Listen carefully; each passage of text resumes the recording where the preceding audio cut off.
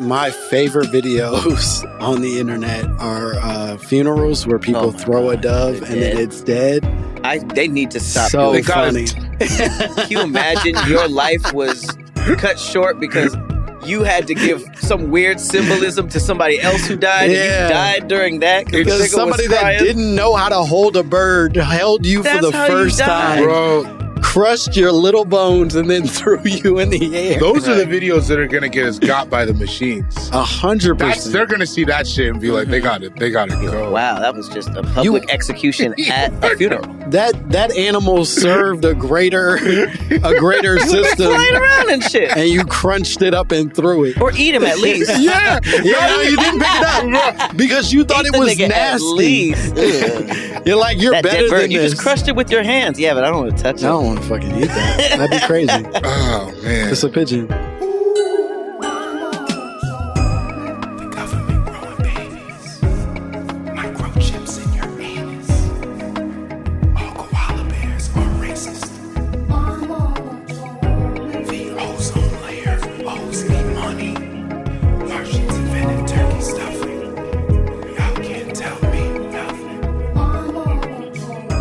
I'm coming home to you. Wear something see-through so I can see your heart. There it is, ladies and gentlemen. Welcome to another phenomenal episode of My Momma Told Me. The podcast where we dive deep into the pockets of Black conspiracy theories. And we finally work to prove whatever bullshit you got going on at home. You think it, we bring it to life. That's our promise to you.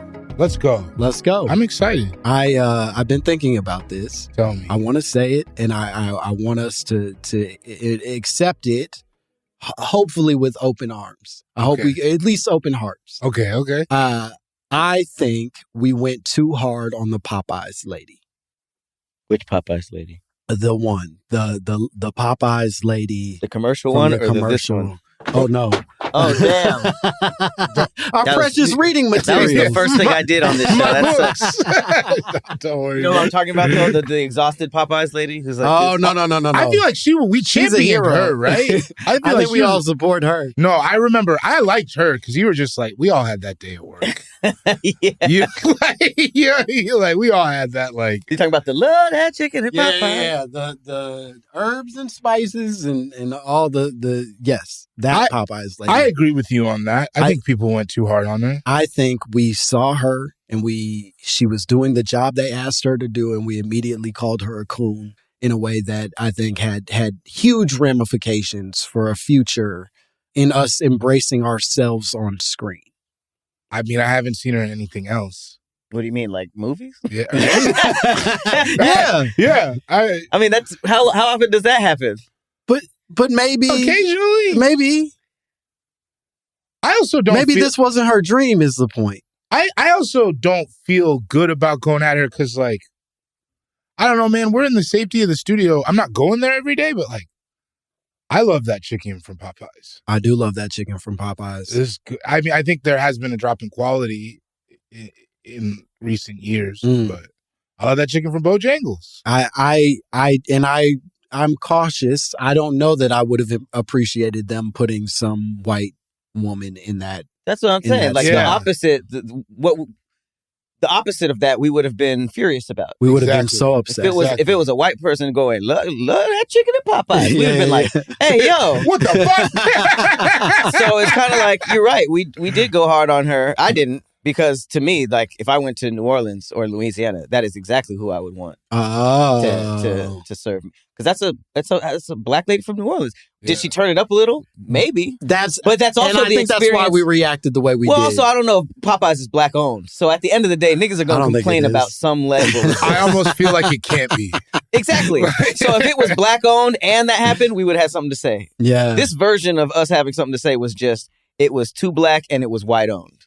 But every version we would have complained about. And that's that's more the problem, right? Is that we put on her our own frustrations with a system at large. This is a fucked up system where a restaurant that objectively is mostly serving black people is white owned, and then deciding what kind of imagery of Black people we get to see. That makes us feel icky. But the lady didn't do nothing. No, she read the lines the way they told her to read the lines. Does she talk like that for real though? No.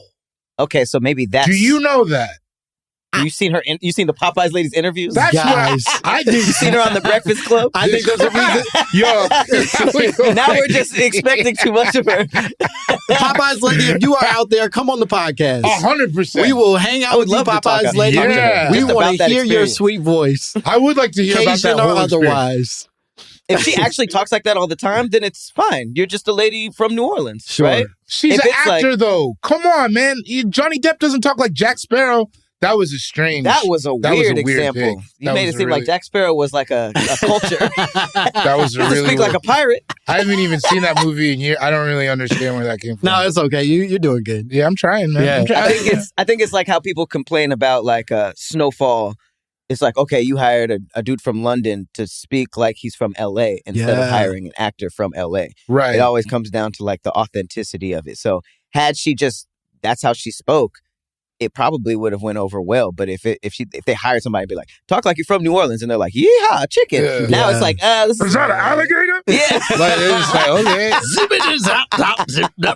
Yeah. Is that an alligator? It's funny. She have no reason to ever say that. That's what they're doing down there in my head. They're watching out for alligators. I do like the idea that in the commercial she just says it. And we're like, damn, she's from there. She's really from there. She Is that an really- alligator on Damn, set? she get busy. I do to that point of authenticity and acting.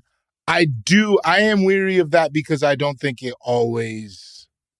The point of acting isn't to get someone who lived that exact thing to be the act. Then we don't get Stringer Bell. You know what I'm saying? Yeah. Like, I think that, I think putting those parameters on acting is not. There's an great. there's an inventiveness to Stringer as that choice, because there are other actors that like I could see in that role that would play it completely different. Right. Like he had this sort of like almost like stiffness to him. Yeah. That made me scared of a new kind of dude. Yes. You know what I mean? Like it didn't exist Yeah. before in my head. Because it was like, a British dude pretending to be a gangster from Baltimore. And I think if you just didn't know how to compute. If you put this is scary. if you put Bokeem Woodbine in that, I don't have the same type of fear that I get out of Idris. Yeah, Right. Because he's an actor. He's trained. I get what you. I fully agree with that, because I think that, there are some roles where it's like, you don't be like, oh, you hired this Emmy Award-winning actress to play a drug addict. Why didn't you just get a drug addict? Yeah, exactly. You know what I mean? And now you're on set looking at the call sheet and you didn't show up. Yeah. and now there's no copper on the set. Now there's no more copper on the set. They didn't pawn the rap gifts and shit. Like, well, he kept it real. It's authentic all the way I think through. it goes down back to the first thing I said. It's like, niggas will find a way to complain about something. And when I say niggas, I just mean people. Sorry. Yeah. I just The overuse royal that word. niggas. Yeah. Yeah. A capital N nigga. Yeah. No, that is facts. But I think you got to let actors be actors. Let actors be actors. And to that point, that's probably what she was doing in that commercial. She tried her best. And I'll take it one step further. I know now that Flo from Progressive has like been elevated to like, now she's in charge of their commercials. Like she directs them. She is like a part of the actual shaping of the campaign. Yeah. They've empowered her in a way where she is like, for real, a mover and shaker in Progressive. They didn't do that with the Popeyes. No. Mm-hmm. And that's, to me, where we get shortchanged. Okay, put her in this weird position where she got to do a shitty Cajun accent to be able to make money, but keep her making real money, not chump change all the way through her life. Was she not being paid well? I don't know, but I just we're don't asking think a lot out of Popeyes. I want that because for that all quote of from us. Progressive. That's not even. I don't even think that's necessarily the career. Like, can you hear me now? I don't think that guy ran Verizon. You know what I'm saying? I don't think that's like. Some actors I know a bunch of commercial actors with that commercials. Yeah, they'll Really? end up like the AT&T girl directs those commercials now. Oh, I did not know that. I think they do that shit if they really build campaigns around you because they want to keep you happy. Right. I'm saying I don't believe they did that for the Popeyes lady. I don't think so either. But that's not even Popeyes Get Down. What other commercial? I don't even know other Popeyes commercials, really. I don't really know the how product often sells itself. that situation happens enough. I don't know how often that happens, but Flow with Progressive, it was almost to a point where we wouldn't accept anybody else. Like that's like one of the most iconic. I don't even know if that's a campaign. That was just how they were after that. It wasn't even like a small campaign and stuff. So no, we're still in it. I mean, I definitely wish the Popeyes lady. I'm rooting for anybody black. You know what I'm saying? 100%. I think there are like tiers of commercial, like faces of campaigns. You know, like the "Do you hear me now" guy. You know? Yeah. And I'm saying, give it. I believe give it to in everybody. her. Yeah, enough. I like that. And she deserves more than we gave her. She should be the CEO of Popeyes. Yeah. That would have been, I don't think anybody would have anything to say if she was like, come on down to New Orleans and eat this Popeyes chicken. And she was the boss. We'd be like, oh, that's fire. Like, even if it's... I'm not only... What's it saying? I'm not only a customer, I'm the president. Yeah. You know how hard that would go crazy. That would smack in black communities. I made that. It's like now it's not. You can't even say cooning. This is my business. Yes. Because nobody asked me to act like this. No. You know what I worry about? I worry that the CEO of Popeyes it's some dark conglomerate, especially since like the Don Julio collab and stuff like that. And then you realize we never heard anything. And it's not like you hear about like, oh, Popeyes was like it started as a one-room shack in Houston and somebody blew it. We don't know anything about it. No, it's got I guarantee it's got a nasty history. You guys want a chicken conspiracy? Uh-oh. Please. The blackest thing I could say on this show. What if the nigga behind Popeyes was Colonel Sanders? Hear me out. Okay. Keep going. Most white people that build empires spend a lot of money trying to figure out how they can get their white-ass product to us, right? What do they do? They hide behind something else to get the black vote, right? Sure. But they're behind all of it. Yep. Look at BuzzFeed cocoa butter. Call motherfucking bars, nigga! You know nothing about that! I expected to hear Sway, but that's cool. That's not Sway. DJ Flex. That's flex. Inventor of the driving shoe. Can you imagine if Colonel Sanders started Popeyes, put a black lady from Louisiana in the commercials, and now he's like, I don't have to worry about it. I know niggas love KFC too. That's probably the biggest hole in my theory. I actually don't know that niggas like KFC. I've always felt it was an inferior chicken. I think on large, black people have made their choice for what the good chicken is, and it's KFC Safeway. ain't it. I mean, that Safeway chicken goes better than I like Albertsons. Yeah. Okay, I feel like the cooks there are better. Yeah, weirdly. I think depending on where your local grocery is in California, you could argue that some of these there's a kitchen. These chickens they're making good chicken back there. Albertsons, I'm assuming. Point being, fuck. That is possible. That's what I'm saying. It reminds me a lot of how like Coca-Cola owns Fanta. Right. You know what I mean? That like there are all these offshoot whatever type brands. And what's crazy about it is Popeyes is solely in America. It's not international. Oh, I didn't know that. Because like I heard KFC and all fast food is fucking them up in the Middle East right now. They're getting fat, like they can't handle it. Like because it came in and they're like, hey, we're better at something. Finally, we'll kill you good. We can handle this crazy food. No, think of Nike and Jordan. Brought a nigga in to sell the niggas. Right. Yep. And now it has works.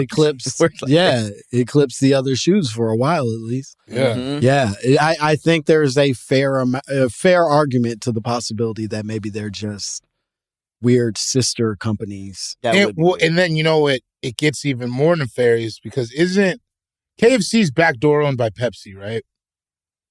Or like there's like an affiliation there. That's why they can do like I think it's KFC, Taco Bell, and Pizza Hut. That's why they can do the 3-in-1. I think it's all under the PepsiCo. Oh, that's why they have those like fast food collabs. Yeah, I always wondered about that. It'd be like Carl's Jr. and the Green Burrito. It's like, what the hell is that? Yeah. It's them putting on one of their artists. Right. Never seen the Green Burrito is the St. Lunatics. That's Slow Down. Slow Down was a crazy St. Lunatic to pick. That was the craziest one. Which one was that? That's the mask. I knew the right? obvious. No. That was Fuck. Damn. Now Ali? No, Ali was the tall dude. Ali was the leader Murphy is Lee. how I thought of it. Oh, really? Murphy Lee was the leader to me. Murphy Lee was the young boy. Murphy Lee was the popular one. He was popular. Sure. He was the youngest. What are we talking about? Nelly was the leader. Yeah, sure, of course. I don't know if them niggas ever met Nelly. They saw him once at a baseball stadium. They got to be in one video with him. You pick which video you gonna be. You get Air Force One or you get Better Up. I fuck with the St. Lunatics. Yo, That's funny. Too. I like the St. Lunatics. I had Murphy Lee's album. I did too. That was so funny, man. Yeah. I just love how he made a creative block, a hook, by saying what the hook going to be. Yeah, that's fun. When you really take apart that hook, it's hilarious. Yeah, it's very funny. It's like, oh, these niggas did not know what to do that. No, they had no clue. And that was the single. But you know what it was also?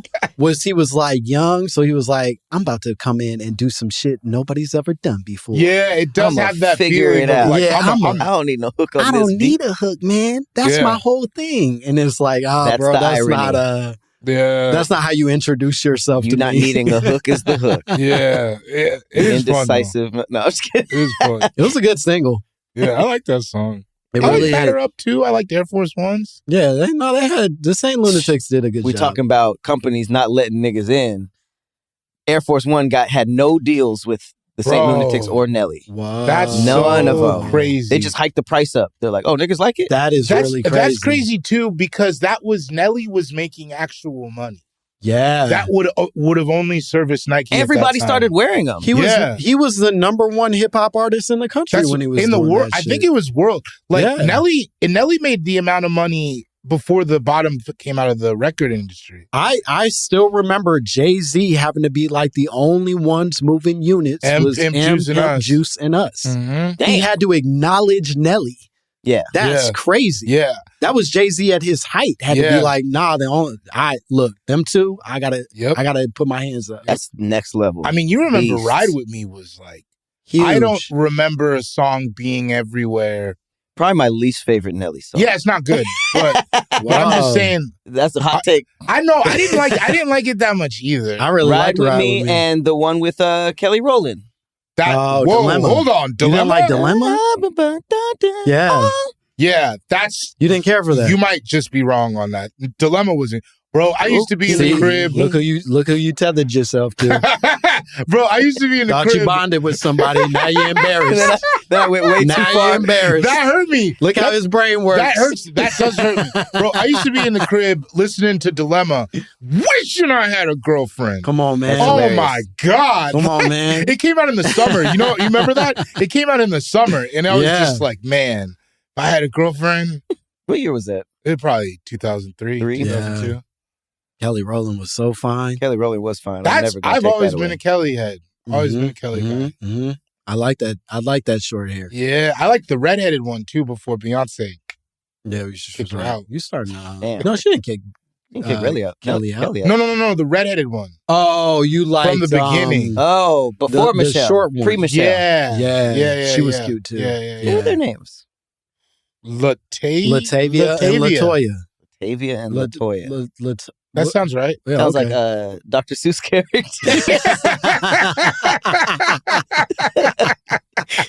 And Beyonce did not like her on a boat. She did not like her with a coat. You will not be in my band. You will not be green eggs and ham. Green eggs and ham tonight. You will not be in this band. That's how she threatened her. You about to eat some green eggs and ham, bitch. And it ain't green because we put food color in. It's rotten. You're poor now. Get your ass out of here. The group goes from 4 to 2.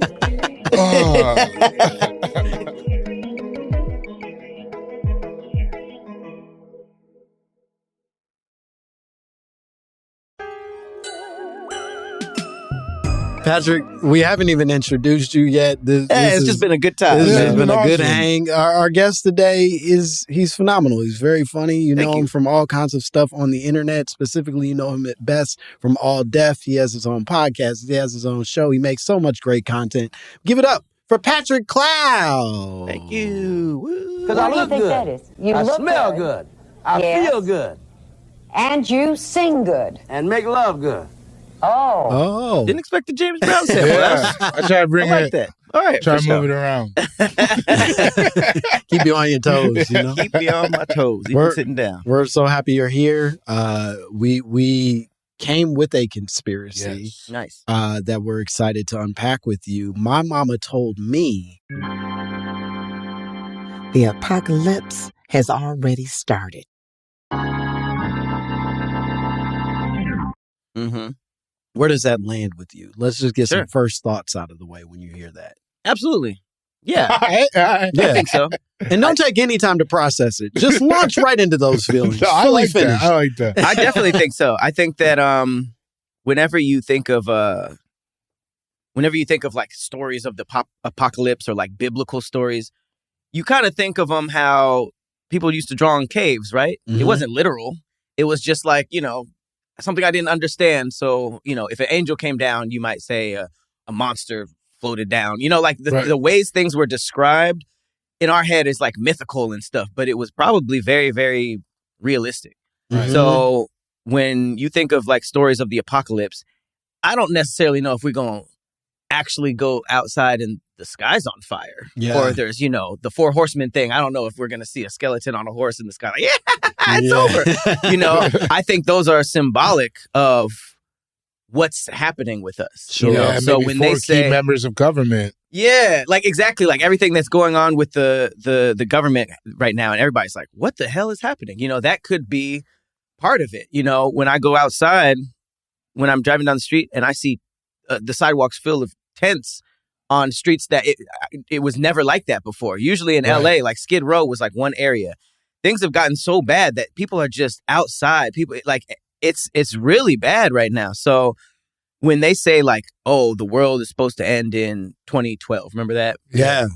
We think that it's going to be like midnight and everything blows up and stuff. But it's like, no, that could have just been the start of a whole like chain reaction. They're warming up the engine for Yeah. what eventually will be us fully driving off the cliff. Exactly. kind of thing. And then when we think about how we would write about these times, how somebody would describe our president or the things that are happening with like Elon Musk and all these things, it might be depicted as like a monster or like a demon. So if you read that 1,000 years from with now, a you'd be like, chainsaw and stupid glasses. based on our experience and what's going on. So if somebody were to read about that or paint about it, they can't take it literal. They'd be like, man, they had a demon in office. You know? Like, they had all these crazy stuff going on, So I think that if you break down everything that's happening and the symbology, what am I trying to say? Symbolism. The symbolism of what it could be represented as. I think we could absolutely be in the Armageddon. Wow. Interesting. It's a good argument. Where does this sit with you? Man, I do like the argument. So I've been thinking about this a lot lately, kind of, is that like, I'm trying to lean more positive in that I feel like every generation has faced world-ending possibilities. Mm-hmm. Like when nuclear war was invented, right? And they have kids at school going under their desks and things like that. I think there's always been things like that. I think that we are in the midst of a paradigm shift, right? Yeah. I think that power is transferring from the West to wherever it goes next. And we're at the tail end of that. And I do feel like that feels like the end of the world, but I think it's just a time of upheaval and change. I think it's just we're not going to be number one no more. That's a stark contrast to the America that we grew up in. Sure. And I think that's a stark contrast to the way that the world has worked throughout our lives in maybe a generation or so before. But I don't know if I feel like that's the end of the world. That's always been my struggle, I think, with these ideas, is that it puts this sort of self-reflection on us as humans of like our value to the world means that the world will end. And even a part of me goes like, all right, there is a world where the US falls and it destabilizes everything so much that everything falls. I don't know that to be true, but it's a possibility, right? Right. And even if that were true, I don't know that means the world is over. I just think we all up out of here. You know what I mean? Like, I think panthers will live on. Like, fucking. Oh, you mean even like humans in general? I think that, I'm saying that like humanity will continue to exist in some form, but more importantly, another species could rise to sort of see its heyday. Like, I don't know that we're. Well, I think that so when I was talking about like things being symbolic, I think that goes even down to the phrase of the end of the world. I think that the world can end multiple times, and it has. Yeah. I don't necessarily think the end of the world just means like now we're nothing. You know, if you think about all the eras of the world, even within our lives, you know, I think that can be described as the end of one thing and the start of another thing. You know, that world is no more. And you could just flip through the history books and see that evidence of just rising and falling of stuff. So I don't necessarily think the end is literally the end. I think that even like what you're saying, if America goes down the shitter and then the shift as the world, that would be the end of one thing and the rise of the other, you know? That's fair. It's like the end of our era, right? Yeah, like the fall of the Roman Empire, you know? Like that was to a lot of people, that was the end of the world. And then everything after that historically was very different. So I think that a huge shift can also be symbolically the end of the world also. Yeah. I mean, it's the end of the world as we know it, right? Yeah. And I think that is fair. That makes sense to me. And I think books mark time through the fall of like the Greeks and then the Romans. And like we literally are like, no, that was a different era of life and humanity. Right. I bet when America falls, it's a similar energy. Right. Where people are like, no, they went crazy, but they're gone now. Right. And whatever that was is you can go visit it and walk through it, but you will not experience that anymore. Yeah, because we all speak Chinese now. Yeah, exactly. It's like a back in my day coming thing. at next. I don't know. Yeah. Back in my day is people literally referring to the last world that they were in, to me. Bro, isn't that crazy to think we're going to be old and we're going to be like, nah, when I was a kid, we were the best at basketball. Yeah.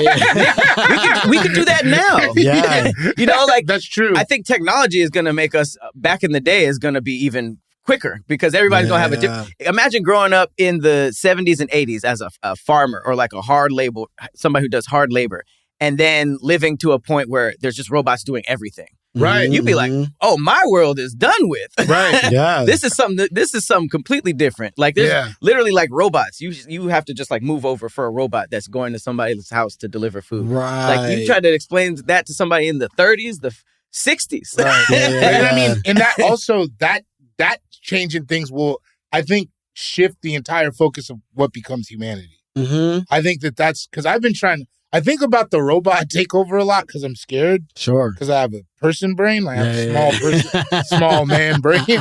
But like I'm like, man, if let's say we get them to this point where they can handle all our base needs, then what happens? That the whole scope of what life is supposed to be changes now, right? You would like to believe in us and believe that we become more community oriented and but it's like maybe we just kill each other because life has to have a base level of hard, right? There's no evidence in any of our decisions over history that we're going to be like better because our needs are met. Our needs are met. We're only going to be worse, is it? Have you guys seen that video? It said some people asked AI, how would you take over?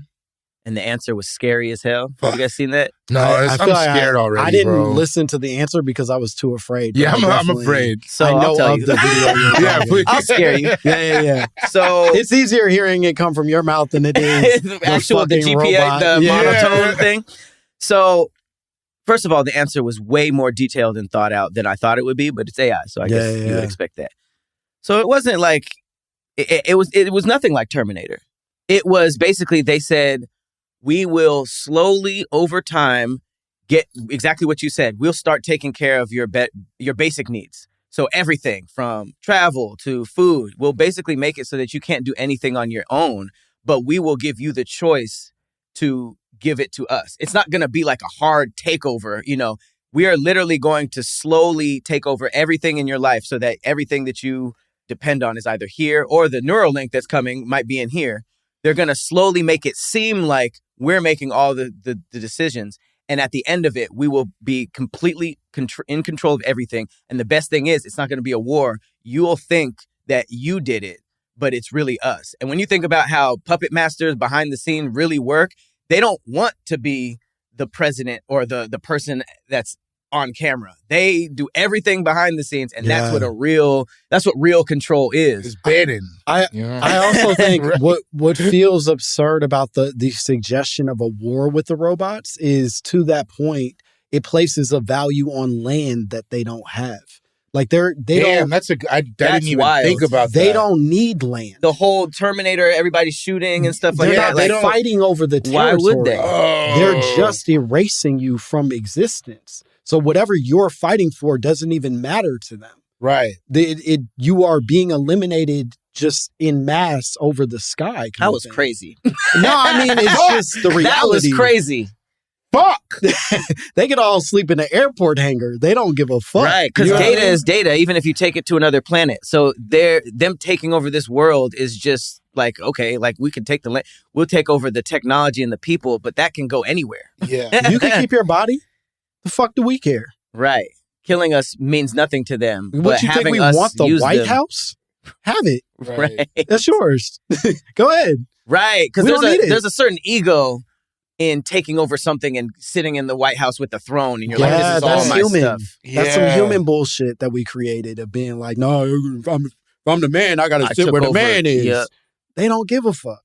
Mm-hmm. They're free of that shit. Now, we're in a bad way, y'all. Yeah, God damn it. I used a robot to get here. Yeah, Waymo. No. I mean, Uber and GPS and all that stuff. And if my phone died, I wouldn't know how to get home. So that's crazy. Yo. I'm going to charge my phone. Yeah, no, go ahead. That's so crazy. But that alone is like, okay, I could probably say if I wasn't in the arts, I would probably have like a very embarrassing percentage of my life run by robots already. Completely incapable without the robots. So that's the scary thing is that the shit is already happening. We think that these Boston Dynamic robots that are doing push-ups and jumping, we think that's the scary shit, but it's like, no, like you're watching this on a robot that's taking your data right now, and the thing that you talk about with your friends next is going to be advertised somehow weirdly on your phone. I do it for how to make food. Yeah. Think about that. I don't know how to make macaroni. Or that was a weird one. Yeah, you could do it. Yeah, but macaroni is also incredibly difficult. But like I don't. I text my girl, what do you want to have for dinner? Oh, this would be crazy. Let me go on like, oh, how do I make stir fry? Like she asked for shit she don't even know if you know how to make? Well, no, I'll just be like, he offered. Yeah, I'm offering. Yeah, but like if I told my wife, and this is I fully am inept in the kitchen. If I told my wife, like, hey, what do you want for dinner? She would have to go through the Rolodex of the 4 things she knows I know how to make. Right. She could choose from those. She ain't doing no experiments with There's no version where she's like, duck confit wouldn't be bad. And then I mean, duck confit isn't what she's saying. But I'm talking about like stir fry or something. Like nothing crazy, but you know what I mean? But still, I do ask it for everything. I ask that shit all the time. Wow. Yeah, I man. You even asked her what she wanted with a robot. Exactly. If you break it, that's what I'm saying. It's probably I don't know how to get a hold of her without a robot. I don't want to know what percentage of my life is ruled by I mean, to that point, it feels like it has already happened if that's the case, right? Like to your point, there's so few things already that I can't do without the aid of robots. Even if I went back to typewriters and fucking letters and shit, I don't know how to know if that got there or how to get in touch with the people that I sent it to. It's all crazy. Bro. So no, my life is already run by robots, and it's just a question of when they turn off my switch and turn theirs fully on. Yeah. But here's my question about it. Because they're not human, they don't have the wants and desires. Is the takeover even necessary? I think that's also a fair question. Right? If they don't have ambition, if they're not us, they don't want to hold this land, then the idea of being eternal helpers is not so terrible. Have you ever worked for somebody that you were smarter than and you knew it? I would say exclusively.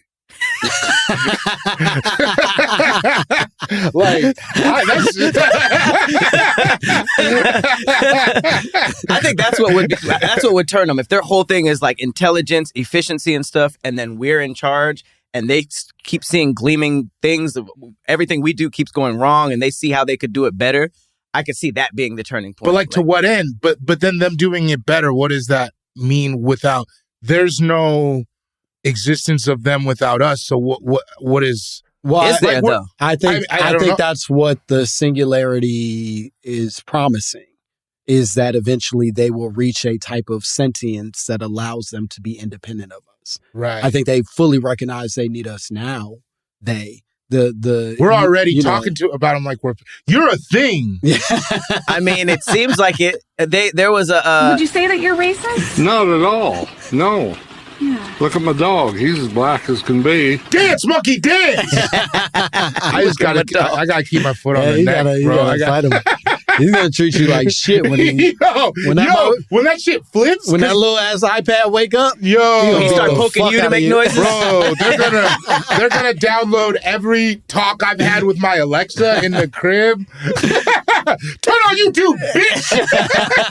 Oh yeah, you putting it on yourself. Alexa's gonna come after you first, bro. I be talking down to her when nobody's in the house. It's just me and the dog. Play La Bamba. I'm very polite. Like, Alexa, please, if you feel like it, tell me the weather. Fuck that though. No, because when the takeover happens, they'll be like, Pat, good. Man, but we can't plan for that. I do think, and we need to take a break, but I do think ultimately what this feels like is we're also putting human ambitions on robots, and maybe their sense of what taking over or the need to take over is completely in another world that we could never even begin to understand. Right. Because we're talking about it as if it's a game that we understand or know the end to, right? Humanity has not gotten even close to the idea of what a perfect society is, so we don't even know what that's supposed to look like. Yeah. Mm-hmm. They might decide that like a percentage of us need to die and figure out a way to do it so strategically that we think it's our own shit. Yeah. That's you know scary. What I mean? Because our stats are terrible. Yeah. We've done nothing but ruin everything. That's the problem. So if they looked at the data, they'd be like, oh, we're clearly the things that are ruining everything. Yeah, it's not a good system that we've come up with. We can make them kill themselves. No problem. Super easy. Yeah. Don't let them learn how to talk to animals, because if they could talk to animals, we would be clearly, they'd be like, get them out of here. That's the word. Get them out of here. Bro, that's why I don't fuck with that Wild Robot movie. I feel like they were, because that's how the robot even, did you guys see that movie? I didn't see it. Man, I got Pixar? some shit. DreamWorks. I think DreamWorks. But it's like the robot, it's like a robot built to assist humans.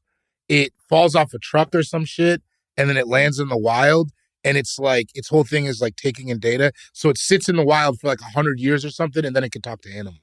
Yeah. Oh, that would be what I would think would ruin everything first. Right. Like, if anything was a takeover, I get what you're saying, like, with technology, and like, why would they take over us if it was just us and them? Like, who cares? Right. But if they talk to the other shit that was living here, bro, we don't have the best rep. Ask the neighbors how I've been over here. Yeah. You know what I mean? You're like, oh, they gotta go. The squirrels are like, that nigga wild. Yeah, he's loud as fuck. I ain't gonna hold you. That's a bad guy.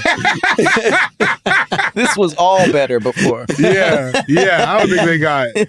I think it's the ones closest to us who would do us in, by the way, if we're talking about animals. Yeah. Dogs? Cats. They don't even like us now anyway. Yeah, they already think we're bad. Yeah. I feel that. Yeah, that's like a worry. I feel like chickens and cows would definitely. Chicken and cows, we've this is genocide. Bro, this has been genocide. It's a joke how much we eat them. It's funny. It's funny how much chicken we eat.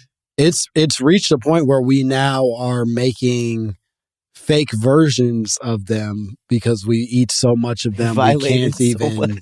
Dog, we can't even eat the real ones that are left. I never even thought about it that way. We developed such a taste for them that we just make not that. Like, we got veggie chicken nuggets Instead of just moving on to a different animal. Yeah, we're just like, I can't give that up. We were never like, oh, chicken's done. Let's eat quail. No. Chicken's never done. No, chicken's never. We keep it in a loop. The world will fall before chickens are done. Make it in a tube. Damn.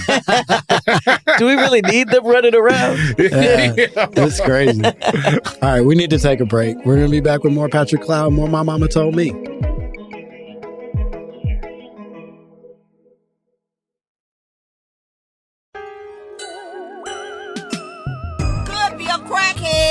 They got hold to the wrong stuff. But I hold to the right stuff. We're back. Perfect. Yeah, how's it going? It's like getting better. Yeah. You just got to work on your craft, guys. You just got to work on your craft, you know? Patrick Cloud is still here with us.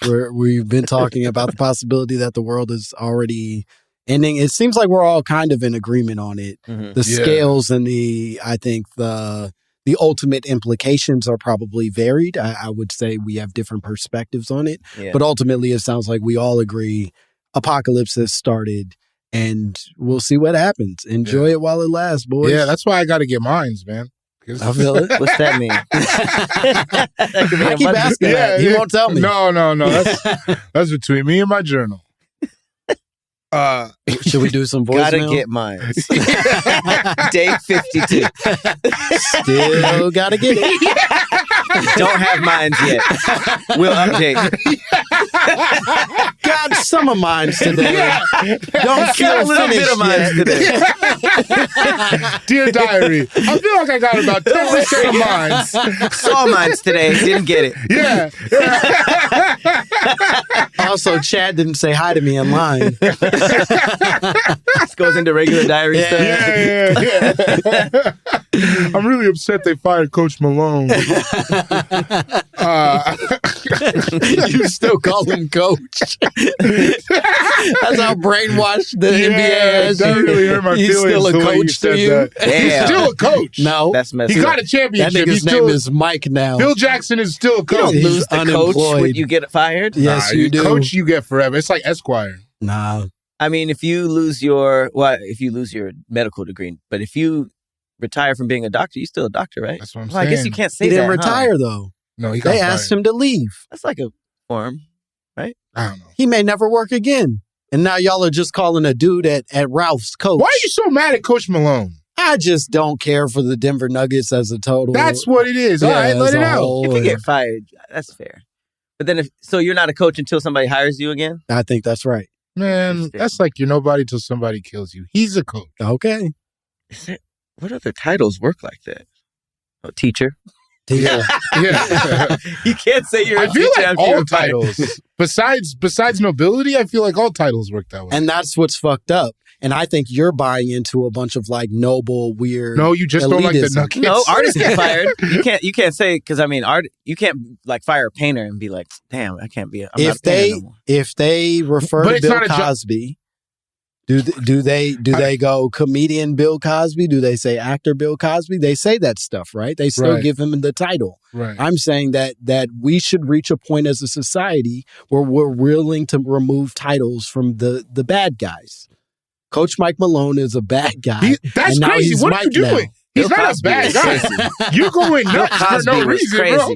You just compared Malone to Cosby. Bill Cosby was crazy. Yo, that's great. He's not a doctor to me, and he's not a coach to me. No. You're going nuts. You're going nuts on a fit of light-skinned rage, and we all see it. I think you can be a coach out of work. Just like you could be a teacher out of work. Of course you can. You can get fired. He's You're a still bad what guy. you are. It's what you learn, you know? Cowards is what I hear. Yeah. Let's get into these voicemails. Y'all don't want to see progress. Okay, we got a voicemail. I don't know what it's about. We'll find out together. Here we go.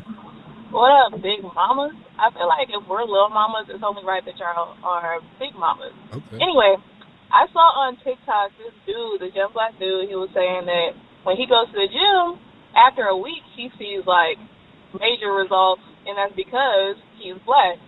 And under the comments, a lot of black people were like, yeah, it doesn't take much for me to, like, get cut, see results. So my question is, are black people built different? Like, are we naturally cut? Are we naturally muscular? Are we naturally athletic? All right, bye. I think that's those are a actually lot good of different questions. Yeah, she kind of tacked a bunch of shit at the end. I have heard the genetics of like weight. I have heard that in terms of the genetics of weightlifting. Yeah. I've heard that like argument before. And even talking to my little brother, who was like a pretty high level gymnast. This is like recently. He was like, yeah, I built muscle really fast because we're African. And I didn't even ever like. Yeah. I mean, I think genetics plays a part in it. And it's like, I've been lifting a lot like this last like 4 or 5 months, and I've gained a bunch of muscle really quick. Yeah. I remember like in school and stuff. You sort of believe this.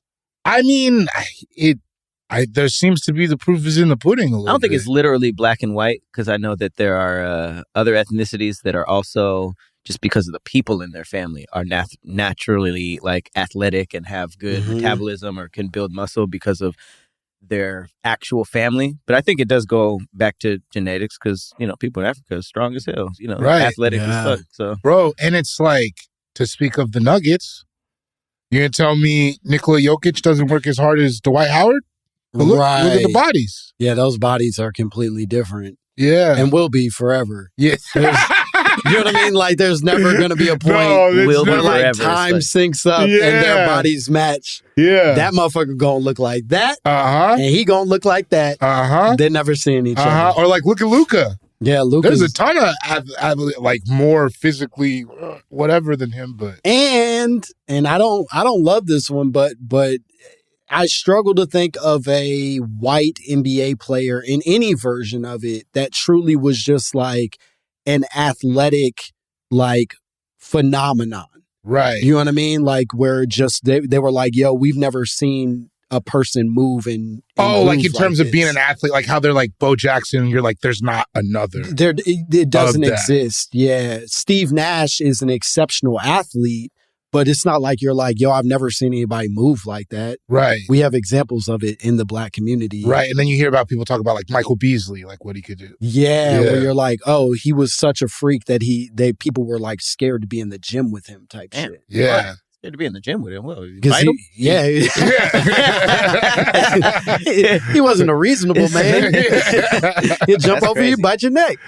I believe if I were more educated on genetics, I could probably give a better answer. Tough, because it's a lot of other stuff that I don't really know about. But I feel like genetics plays a big part. Well, here's what I'll say, and I'm also not a learned man as far as genetics, but I will say that I think we are probably discounting how much of this is built through experience and affected our genetics more than it is like we were like bred different than this other race of people. Sure. That like if you enslave people and if you force people to build even the things that we've built, the way that we've had to build them, it probably makes your body different than, you know, the alternative, which is sitting back for a fair amount of it.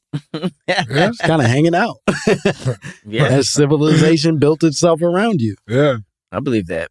I think it's just like anything. Like whenever a people does one certain thing for a long time, they're going to develop a skill for it. You know, there's no that's why there's a lot of hardworking Mexican people. There's like a lot of hardworking Asian people, because historically they had to do a lot of stuff. So that just was passed down. And that's just how it is now. But I think making it a blanket statement is where we go wrong. And it's just like black people, they automatically build more muscle, because then you just have a black kid be like, I'll build more muscle than you. And then some buff ass white dude builds more muscle. Like it's not everybody. Yeah. There was an era in America where we had fully convinced people that like every black dude could fight better than them. And the fallout of that has been difficult. They don't believe that at all anymore. And it's been tough to watch. Yeah. The social currency on that has run out, and that is absolutely. And that's been tough. White people don't even think that anymore. Yeah. No. That's tough. That's honestly, I don't love it. No. I don't love it. That MMA shit ushered in a new era. For real though. Where they were like, nah, you don't scare me at all. Yeah. I've seen a bunch of street fights on Twitter where it's like, I guess everybody assumed the black dude knew how to fight because he was like, you know, come on then. Yeah. And then you see the stance of that white boy and you're like, oh, he's trained. No. He's not worried about that shit at all. Conor McGregor got them all gassed. Boy who just won, Patty. Yeah. And he eats bad too. Man, honestly, if it was a black government, I'd say they should have took out McGregor like they took out Dr. King. No, you need that's to real. nip that in the bud. That's real. Crazy. We cannot have these white boys out here thinking they can fight. Bro. That's a problem. It is an issue. He's inspiring the wrong generation. Yeah, man. They already got a loneliness epidemic. Yeah. You stack fighting on top of that. I was kind of hoping like the super racist people were like old, fat, and can't really move drunk. Yeah. You know? But you get a bunch of like Conor McGregors. No, it's like 2.0. Marching. Bro. They like it now. Should we do one more? They like it now. They want to get busy. Let's do one more voice. Yeah, let's do one more. All right. This one, again, we don't know what this shit is. Here we go. I'm a proud little mama. And, Hold on. Wait a minute. I did not expect to hear that today. He came in too hot. You got to relax. Little mama. That's nuts. Bruh, I think we just got a new drop out of you. Yeah. I'm a proud little mama. Yeah. That's Start crazy. that again from the top. That was crazy way to Crazy introduce shirt. yourself. Oh, we got shirts. I'm a proud little mama? Yeah, it says proud little mama on the front of that. Yeah. Oh, okay. So he didn't just make that up. No. That's what we call our fans. Little mamas, yeah. Yeah. I didn't know about the But proud little. now they're doing this thing where they want to, it's like, they're calling us little freakies. It's getting fucked up around here. It's a complicated relationship. Yeah, we're sorry we invited you under these difficult circumstances. I mean, that's crazy. It is. It was tough Proud for us little to mama. hear. All right, here we go. I'm a proud little mama. And my mama told me as I was growing up, it was wrong to jack off to touch myself. Wait a minute. That's the end of the voicemail? No. Oh, I was like, oh, Wait a minute, man. This mom fucked him up. I thought that nigga hung up. God damn. Oh, no. Whatever he says next is going to be great. Why is he talking like that? He's excited. He's excited to talk to us. He's talking like Dr. King about being told not to jack off. Can you replay him saying, my mama told me not to jack off? Just the way he said it was very... He said he sounded like Martin Luther King. Yeah, listen to him. Me, as I was growing up, that it was wrong to jack off to touch myself. That's a drop. That is a drop. For what? For this. Come on, man. I wish I could press Have you heard that. our drops already? They're not good. Yeah, so I got dick in the face, Craig. See if he's okay. See? That's better than What that. did he say? Oh, I'll do one more time. Yeah, so I got dick in the face, Craig. See if he's okay. Was Dick in person? Dick in the face. Says somebody got dick in the face. Yeah, Dick was the person. Oh, I'm not sure. Oh, yeah, I it think sounds like somebody a got force dick in the They got face. Dick in the face. It's crazy. Yeah, I think we always took it very literally. Yeah. Why would And he never say it put like any that? thought into it. Somebody got Dick in the face. I hope he's okay. Somebody go check on him. It's a great question. You're a more reasonable man He's than still us. down. Yeah. There's still dick all over him. All right, we're gonna keep playing this. I pray we make it to the end because this is insane. And ejaculate growing up as a young male, a young black male. So I wonder, why is it so? What about that in the black culture is so bad? You understand? Because it's natural. So maybe you guys should touch on that. Hilarious. Help some lonely black children out. You understand? All right. He didn't have to say. That was crazy. Touch on that, bro. You gotta. That end was bad. What happened at the end? Not that to sucked. touch on that. That was crazy. That was not good. Help some little lonely black children out. Right. What was that? Yeah, I don't know if you should answer this now. I'm worried about this fella. I liked him, and then I stopped liking him. His mama told him not to jack off and not to ejaculate. That's crazy. I mean, you can't one without the other, right? You can, but it's not good for you. Yeah. I don't know that I believe at all in like this semen retention theory that this somehow makes you a stronger, more virile person. That all feels like bamboozlement to me personally. But it's a weird bamboozlement. Like, what do they get out of you not jacking up? I think it's a bunch of dudes who can't get theirs most of the time, and they want other people to be where they're at. Interesting. Yeah, and that's what we need, more frustrated young men. Yeah. That's it's a bunch of niggas who can't nut. That's like, hey, y'all join us. Yeah. We're stronger now. I think it's some we're more weird clarity. Yeah. Maybe you can't nut because you can't get pussy. Maybe you can't nut because you take so many drugs that you've sort of like made yourself raw down there, and it doesn't move the way it should. Or maybe you're just anxious. Yeah, maybe Anxiety there's all make you kinds of nut, anxieties. Sure. Or, you know, whatever the cause, you don't nut, and now you're trying to make it my problem. Wow. Yeah. Interesting. I always thought it was like fasting, because you know how like if you go a day or so without like eating, you actually do get some clarity. I could actually be like, oh, okay, that's true. So and then it makes the food taste really good. Same with not nutting. Yeah. Exactly. Is that corn? He hasn't nut in 10 days. Come on. He finally filled some air in his pipe. He's like, oh, pretty good. That's crazy. I mean, I feel like he was just kind of like misled a little bit. Yeah, I don't just know. Jerk off, bro. It certainly is an unfortunate experience you went through, sir, and I'm sorry it happened. I never heard that as a black thing either. I've never heard of like black parents telling their kids that. I know it's a man thing. I had a single mom when I started jacking off, and there was no talk about any of that. Oh, we didn't talk about it. It did not come up. Yeah. Like one way or the other. I don't know if she knew, but of course she knew. You know what I mean? I don't know like how actively she knew.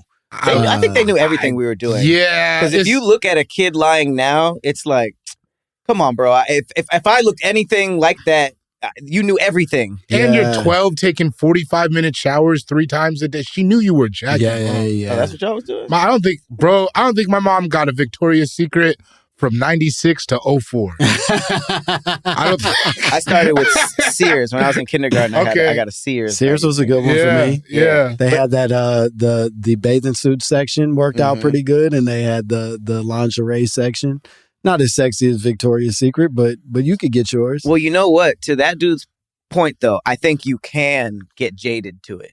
Because with all like the porn, and honestly, I think you can just get jaded from actually having sex too much too. But I think that when you think about it like that, like Sears magazine and Victoria's Secret was crazy to jack off to. Like if you tried to do that now, it would do nothing. I feel like I would just be like, I mean, she cute. Yeah, Tyra had a couple pages that are really burned in my memory. I don't think I could do a Sears catalog now. There's one that Sears I might struggle with a little bit. This is cool. It's kind of weird. I don't know if I could do like even just pictures. It used to be I used to do my brain. Yeah. What you mean?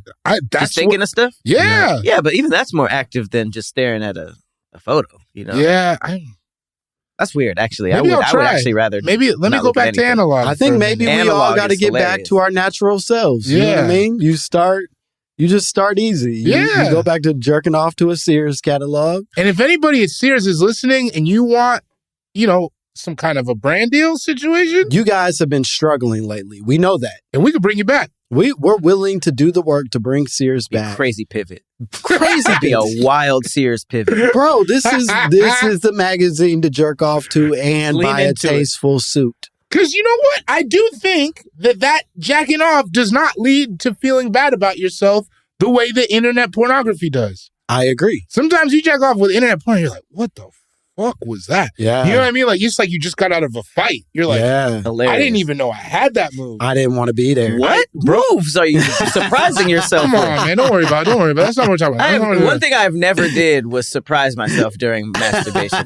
You never went down a rabbit hole and you were like, how did I even get in this? You mean in terms of categories? I don't think he means like turning his hand. He said I didn't know that move. I was like, like doing fucking my boy blacked out and started experimenting on himself. Nigga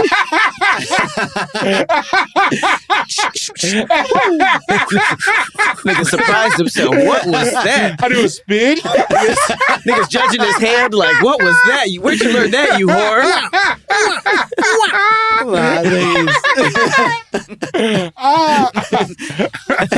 I think he's just clicking on weird shit. Yeah.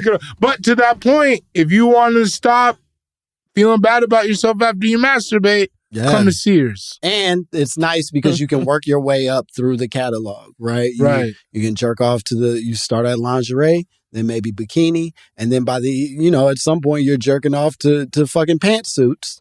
And now you've developed a respect. Now you know how to treat a lady. Because are you jerking off to a pantsuit or are you jerking off to ambition? You're jerking off to her position in life. Yeah, now you're a powerful woman. Yeah. We're talking about progress here, Sears. I feel like you might want to do it in reverse. Start with the pantsuit. You know what I mean? Undress her, literally. Okay. They're different women, but still. Right. Were they different? I feel like I don't know. As a producer, I would just be like, wear all three of these and I'll use you 3 times. Yeah, I'm not buying. I'm not paying for a separate pantsuit, lady. Yeah, that's what I'm saying. I mean, how much was it? I think they just gave him a Sears wear all of this, put all this on and slowly take it off. I'll put it in 5 pages. All right, let's lose the jacket. But then you're going to have a whole generation of men whose fantasies is like, baby, put on the bikini under the pantsuit. Look, we're never going to be great. No, that's true. That's a good point. We're fundamentally broken, but That's we good. we could make some progress here if we jerk off to Mental Sears stimulation. Yeah, that's right. At the end of the day, we're making Damn, we really covered a lot of ground. I think like in the 40 minutes since this has started, we really kind of went everywhere. We came back to chicken a few times. We hit the whole thing. Few stops where they do good chicken, but we hit the whole thing. I want to say chicken was legitimately mentioned like 4 or 5 times. Yeah. Not even like, hey, bringing it back, like a running joke. It was like good.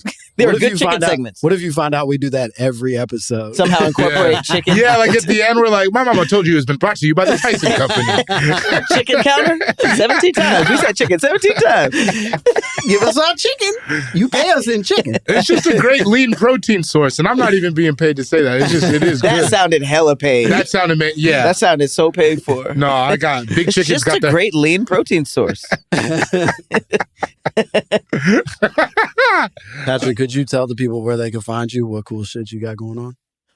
Yeah. I'm Patrick Cloud on mainly everything. I got a lot of stuff dropping on All Def. Make sure you check out School Lunch. We actually just did a collab with McDonald's that went really, really well. So please check that out. I also have a gaming channel called Cloudy Arcade that I've been working on. And check out We Trippin'. I just dropped a new travel episode of my travel show in Utah. So go check that out. We Trippin' Utah. Nice. You go to Zion? I did. Nice. Yeah. How was it? Zion was really, really cool. I didn't know until the second time I went to Utah that people get out and do stuff. Yeah. But you know how there's you drive in and there's like a road you're supposed to take. Yeah. But I would definitely want to come back when it was snowing. But I went in spring. That part of the country, man, I know that from driving out, because I'm from Denver, driving out of Colorado. Oh, nice. Yeah. Into California. It's crazy it's how insane. Beautiful Utah is. It looks like Mars. Yeah. It's wild. It's wild. I keep going to Salt Lake City and eating at McDonald's, so I went to Salt Lake City the first time and I was like, okay, I kind of see what people are talking about, but it's like when you go to I can only speak for Southern Utah, but that's where everybody really falls in love with the the Utah Southwest aesthetic. I suggest everybody go. Yeah. What you got? I'll be in Colorado. Cool Guy Jokes 87 on Instagram. Patreon.com/David Bory. By my special Birth of a Nation. April 24th and 25th. I will be at the Dallas Comedy Club in Dallas, Texas. Come out. June 15th. I'm going to be at Littlefield in Brooklyn, New York. I need you to sell it out so I can keep coming back to New York. Nice. Hell yeah. Yeah. You can follow me at Langston Kerman on all social media platforms. You can watch my special. It's called Bad Poetry. It's on Netflix. You can see us live in New Orleans. Oh, May 8th through 11th. Yeah. At the Toledano Street Comedy Festival. Yeah, we'll be down there in New Orleans. Not doing a My Momma Told Me pod, but we will just in general. We probably could. We might. Do you guys tour the show? We have. We've had a couple tours. Yeah. We've done 2 tours so far. Served our nation well. And nice. yeah, we might fuck around and figure out another one at some point. But come see us live. And more importantly, send us your own drops, your own conspiracies. If you want to tell us how many more times we could have incorporated chicken, send it all to mymommapod@gmail.com. We would love to hear from you. We could have done better, and we want to know how we could have thrown some more chicken. We want to hear your thoughts. Also, give us a call at 844-LIL-MOMS. Leave us weird-ass voicemails. We'd like to hear from you. And buy the merch. Call your senator. Rate, review, subscribe. Bye, bitch. Do you have your passport? Did you get your shots?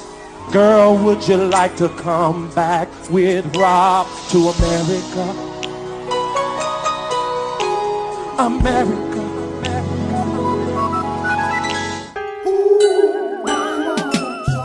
My Momma Told Me is a production of Will Ferrell's Big Money Players Network and iHeart Podcasts. Created and hosted by Langston Kerman. Co-hosted by David Bory. Executive produced by Will Ferrell, Hansani, and Olivia Aguilar. Co-produced by Bay Wang. Edited and engineered by Justin Conlon. Music by Nick Chambers. Artwork by Dogon Krieger. You can now watch episodes of My Momma Told Me on YouTube. Follow at My Momma Told Me and subscribe to our channel.